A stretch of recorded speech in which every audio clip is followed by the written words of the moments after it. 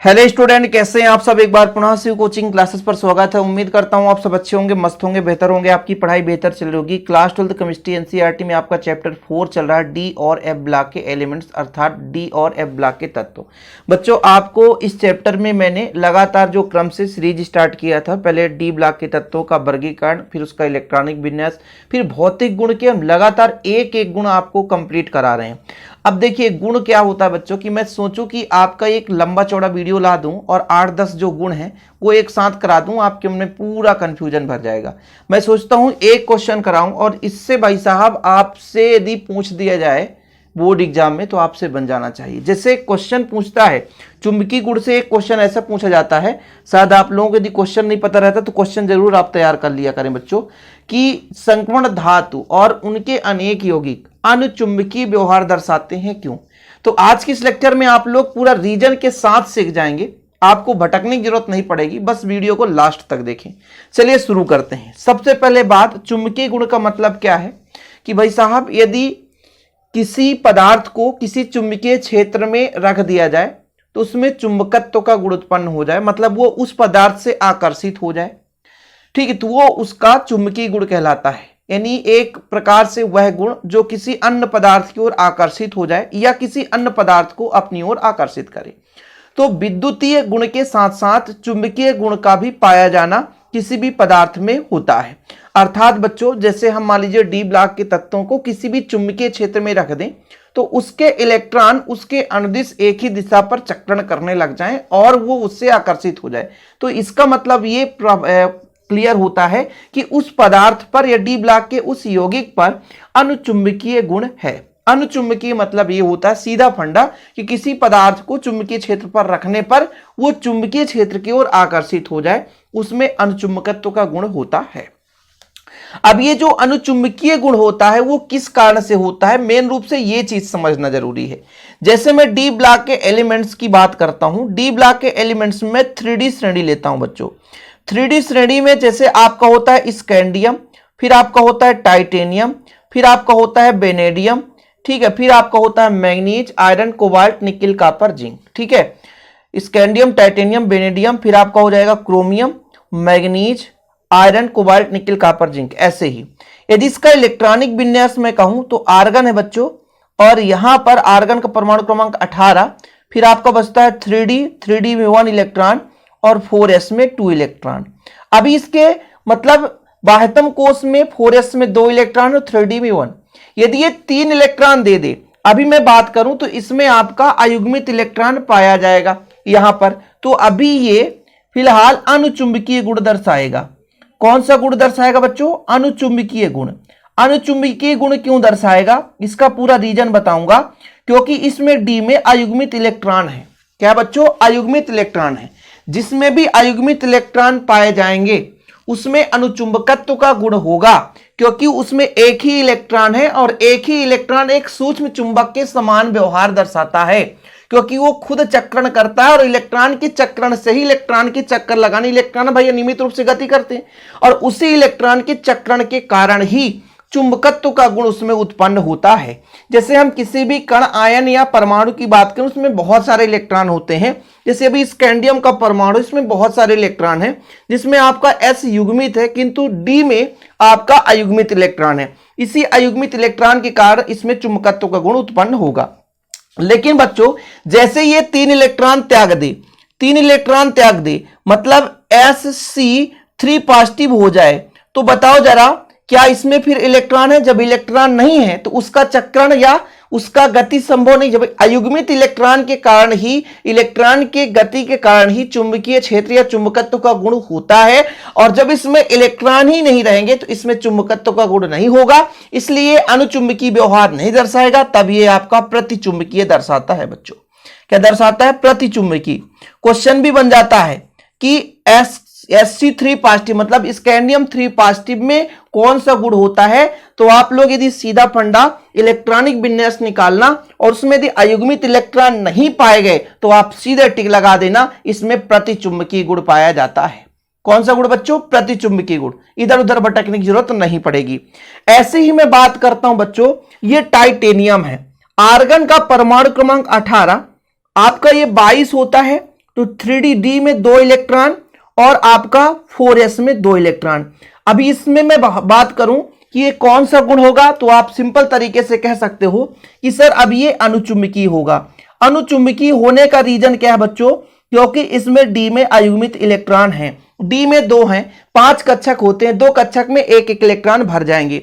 लेकिन अभी यदि ये 3 इलेक्ट्रॉन त्याग दे, 3 इलेक्ट्रॉन त्याग दे, जब 3 इलेक्ट्रॉन त्यागेगा तब पर भी बच्चों आपका इसका इलेक्ट्रॉनिक विन्यास क्या हो जाएगा, S के दोनों चले जाएंगे, D के एक जाएंगे, लेकिन D में एक इलेक्ट्रॉन बचेगा। अच्छा इसमें बताओ अयुग्मित इलेक्ट्रॉन है कि नहीं, तब पर भी आपको दिख रहा होगा कि D में एक इलेक्ट्रॉन है, मतलब अयुग्मित है। और अयुग्मित इलेक्ट्रॉन दिख गया तो सीधा आंख मूंदकर आप लिख देना कि भाई ये अनुचुंबकीय है। कैसा बच्चों, अनुचुंबकीय है। ठीक है, ये सब मैं रीजन बता रहा हूं, इससे ही आपका पूरा क्लियर हो जाएगा, रट्टाफिकेशन की कोई बात नहीं रहेगी। क्वेश्चन बनेगा भाई ये क्यों चुंबकीय गुण दर्शाता है, वो आप सब कुछ लिख पाओगे, लेकिन थोड़ा सा वीडियो को लास्ट तक देखें तभी कुछ चीजें क्लियर होगी। तो अभी आप लोगों ने इस इलेक्ट्रॉनिक विन्यास से एक चीज तो सीखा कि किसी भी परमाणु का इलेक्ट्रॉनिक विन्यास निकालें और उसमें यदि अयुग्मित इलेक्ट्रॉन पाया गया तो आपका वो अनुचुंबकीय गुण दर्शाया।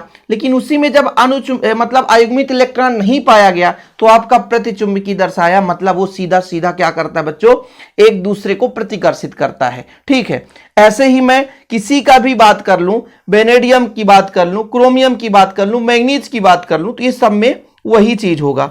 और अब मैं एक आध एग्जाम्पल और लेकर चलता हूं।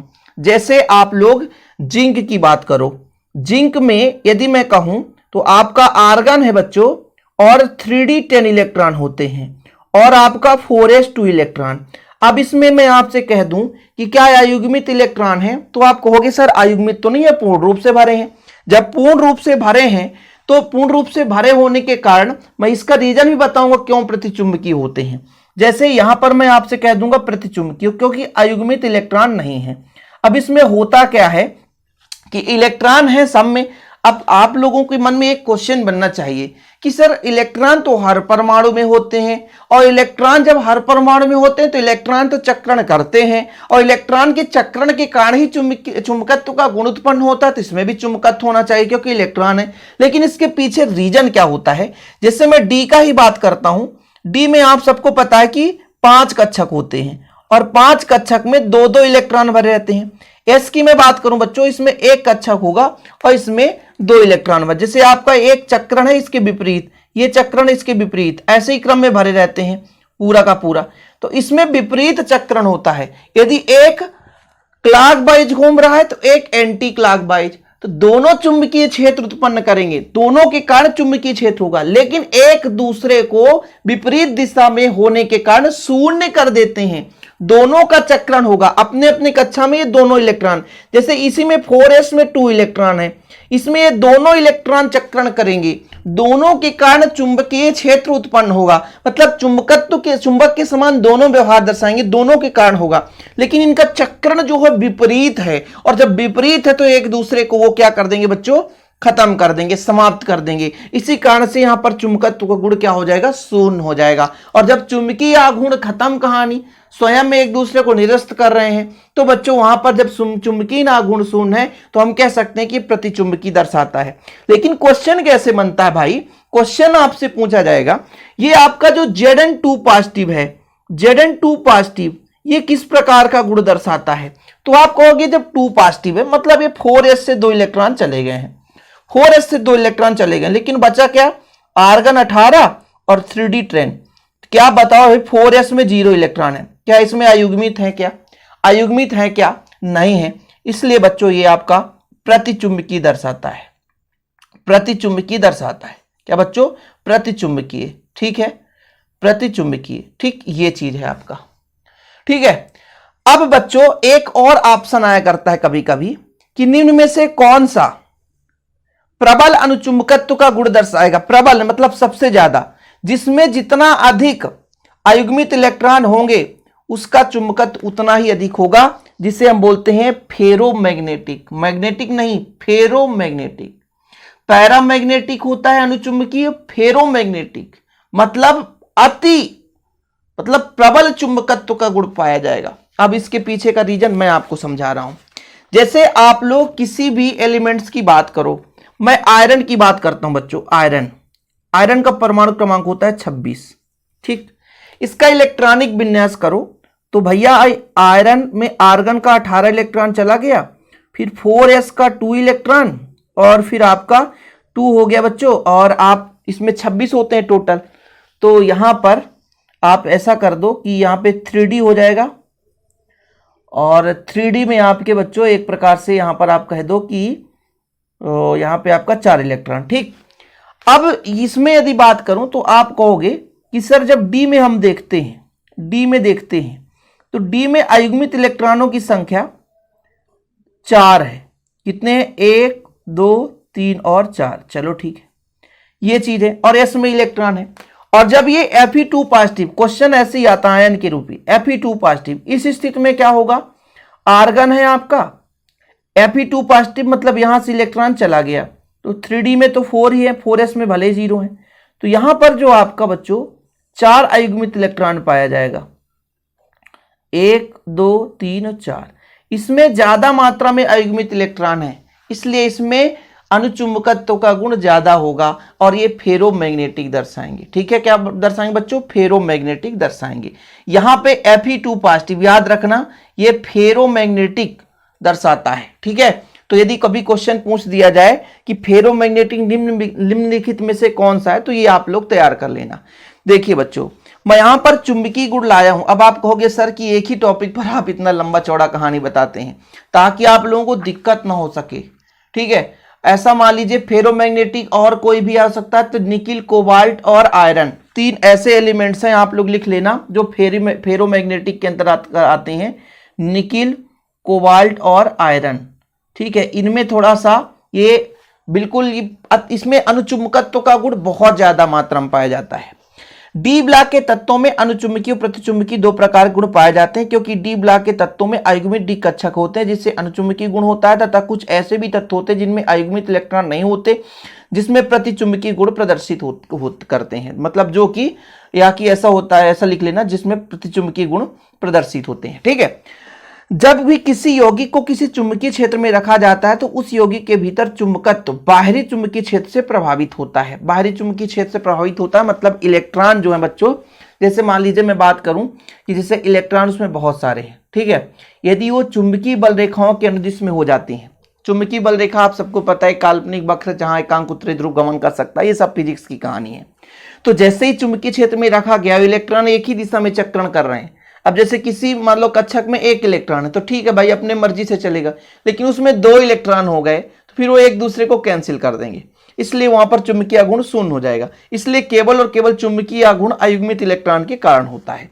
एक परमाणु या अणु आयन में कई इलेक्ट्रॉन होते हैं, उनमें से प्रायः युग्मित होते हैं तथा अपने विपरीत चुंबकीय क्षेत्र को शून्य कर देते हैं। मैंने आपको पहले बताया कि भाई जैसे जिंक में मैंने कहा कि प्रतिचुंबकीय है, लेकिन उसमें इलेक्ट्रॉन हैं, अयुग्मित इलेक्ट्रॉन नहीं है, युग्मित है। और जब युग्मित है तो एक दूसरे के विपरीत चक्रण के कारण एक दूसरे के चुंबकत्व को समाप्त कर देते हैं। लेकिन कुछ ऐसे भी होते हैं जिनमें अयुग्मित इलेक्ट्रॉन रह जाता है, जैसे क्रोमियम की बात करो, आप कॉपर की बात करो, मैग्नीज की बात करो, आयरन की बात करो, किसी का भी ले लो, इनमें अयुग्मित इलेक्ट्रॉन होता है, इसलिए अनुचुंबकीय व्यवहार दर्शाते हैं। ठीक है, यदि किसी स्पीशीज में अयुग्मित इलेक्ट्रॉनों की संख्या अधिक है तो उसमें अनुचुंबकत्व भी प्रबल होता है, और अनुचुंबकत्व की जो मात्रा है बच्चों वो अयुग्मित इलेक्ट्रॉनों की संख्या पर निर्भर करता है। जहां पर n नंबर ऑफ इलेक्ट्रॉन है, चुंबकीय आघूर्ण निकालने का फार्मूला है n × n+2। इस जैसे अयुग्मित इलेक्ट्रॉनों की संख्या 4 है तो यहां पर 4 रख देंगे। ठीक है, अयुग्मित इलेक्ट्रॉनों की संख्या 3 है तो 3 रख देंगे, फिर उसका हम वर्गमूल निकालेंगे। तो ये आपका बच्चों एक प्रकार से चुंबकीय आघूर्ण के सूत्र के लिए फार्मूला है। ऑब्जेक्टिव क्वेश्चन में कभी कभी पूछ देता है, इसलिए मैं ऐड कर देता हूं ताकि आप लोगों को दिक्कत ना हो सके, रट्टाफिकेशन ना हो सके। तो ये संपूर्ण कहानी में यदि आप लोगों से कोई पूछे कि चुंबकीय गुण के बारे में क्वेश्चन कैसे बनेगा बच्चों, ये देखो मैं क्वेश्चन भी लिख दिया कि संक्रमण धातुओं एवं उनके अनेक यौगिक अनुचुंबकीय व्यवहार दर्शाते हैं, क्यों, क्या कारण है? संक्रमण धातु एवं उनके अनेक यौगिक अनुचुंबकीय व्यवहार दर्शाते हैं, क्यों, क्या कारण है?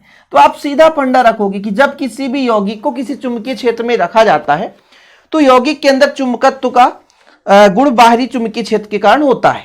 ठीक है, ये तो क्लियर है भाई। किसी भी हम पदार्थ को रखेंगे, जैसे हमारे पास एक पदार्थ है, ठीक है, एक पदार्थ है मान लीजिए, और इसको एक चुंबकीय क्षेत्र में रखा जाता है। चुंबकीय क्षेत्र की दिशा कुछ इस प्रकार से, ठीक है। यदि ये चुंबकीय क्षेत्र पर आकर्षित होता है, या कि मान लीजिए पदार्थ यहां पर ही है, तो यदि ये चुंबकीय क्षेत्र की ओर आकर्षित होता है तो इसमें चुंबकत्व का गुण उत्पन्न होता है। लेकिन यदि ये चुंबकीय क्षेत्र का विरोध करता है तो प्रतिचुंबकीय व्यवहार होता है। इसके पीछे कारण ये होता है कि जैसे कोई भी पदार्थ है उसमें अणु परमाणु या आयन होते हैं, जिसमें कुछ युग्मित इलेक्ट्रॉन पाए जाते हैं। युग्मित इलेक्ट्रॉन में जो युग्मित जो आपके कक्षक होते हैं उनमें जो इलेक्ट्रॉन होते हैं विपरीत चक्र के होते हैं, यानी विपरीत चक्रण करते हैं, जिसके कारण उनका चुंबकत्व शून्य हो जाता है। किंतु उसमें कुछ ऐसे कक्षक पाए जाते हैं जिसमें अयुग्मित इलेक्ट्रॉन होते हैं, और इन्हीं अयुग्मित इलेक्ट्रॉन के कारण वो चुंबकत्व का गुण दर्शाते हैं, अर्थात अनुचुंबकीय गुण को दर्शाते हैं। ठीक है बच्चों, तो इस प्रकार से आप लोग इसका उत्तर लिख सकते हैं। ज्यादा लंबा चौड़ा मैं कहता ही नहीं हूं कि लिखो, मैं हमेशा सोचता हूं बच्चों शॉर्टकट में आपका कंप्लीट हो जाए। अब यहां पर एक क्वेश्चन देख लो भाई, यही क्वेश्चन है ना, संक्रमण धातु एवं उनके अनेक यौगिक अनुचुंबकीय व्यवहार दर्शाते हैं क्यों।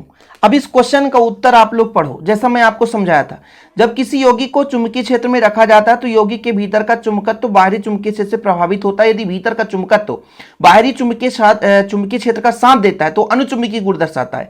यदि अयुग्मित इलेक्ट्रॉन हो तो अनुचुंबकत्व प्रबल हो जाता है, अर्थात किसी यौगिक के अनुचुंबकत्व की मात्रा उसमें उपस्थित अयुग्मित इलेक्ट्रॉनों की संख्या पर निर्भर होती है।